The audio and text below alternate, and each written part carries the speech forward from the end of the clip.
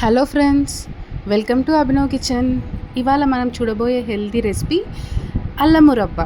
ఇది చాలా easy and సింపుల్గా అయిపోతుంది ఫ్రెండ్స్. దీనికి కావాల్సిన పదార్థాలు మేము అల్లం చక్కగా పీల్ చేసుకొని పీసెస్ కట్ చేసుకొని 1 కప్పు వరకు తీసుకున్నాము. అలాగే బెల్లం, ఇక్కడ 2 కప్స్ వరకు బెల్లం పడుతుంది ఫ్రెండ్స్. ముందుగా అల్లాన్ని మనం మిక్సీ జార్లో వేసుకొని చక్కగా పేస్ట్ చేసి పెట్టుకోవాలి. తర్వాత స్టవ్ వెలిగించి స్టవ్ పైన బాండీ పెట్టుకొని 2 కప్పుల దాకా బెల్లం యాడ్ చేసుకోవాలి ఫ్రెండ్స్. మేము ఇక్కడ తాటి బెల్లం వాడుతున్నాము. తాటి బెల్లం వాడడం వల్ల హెల్త్కి చాలా మంచిది.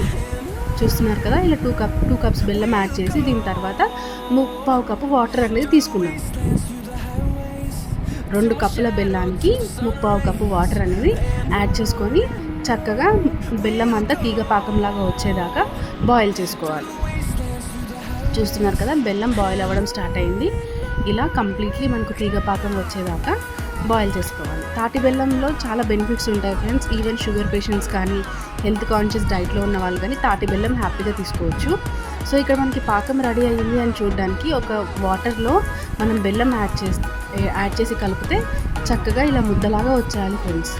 ఇలా ముద్దలాగా వస్తే మనకు అప్పుడు బెల్లం పాకం అనేది రెడీ అయినట్టు. ఇలా రెడీ అయిన బెల్లం పాకంలో మనం ముందుగా పేస్ట్ చేసి పెట్టుకున్న అల్లం పేస్ట్ వేసేయాలి. చూస్తున్నారు కదా, అల్లం పేస్ట్ వేసేసి చక్కగా ఈ బెల్లం పాకంలో కలిసిపోయేటట్టుగా అంతా చక్కగా కలపాలి.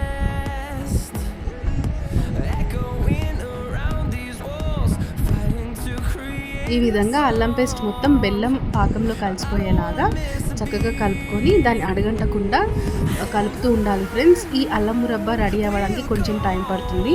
దీంతోపాటు మనం ఒక చిటికెడు ఉప్పు యాడ్ చేసుకోవాలి.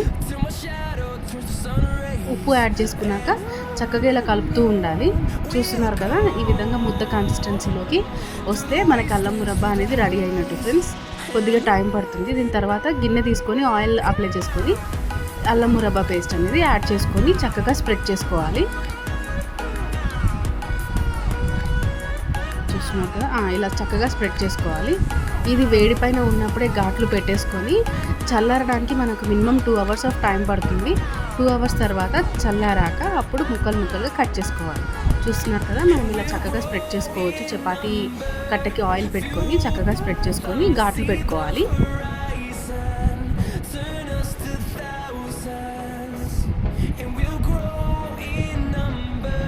ఘాట్లు పెట్టుకున్నాక ఇది చల్లారడానికి ఒక 2 అవర్స్ టైం పడుతుంది. 2 అవర్స్ తర్వాత మనం చక్కగా పీసెస్గా కట్ చేసుకొని రోజు ఉదయాన్నే మరిగడుపున అల్లం మురబ్బ తినొచ్చు ఫ్రెండ్స్. దీనివల్ల హెల్త్కి చాలా బెనిఫిట్స్ ఉంటాయి. వామిటింగ్ సెన్సేషన్, హెడేక్ లాంటివి తగ్గుతుంటాయి. Thank you for watching. Please subscribe Abhinav kitchen. Thank you.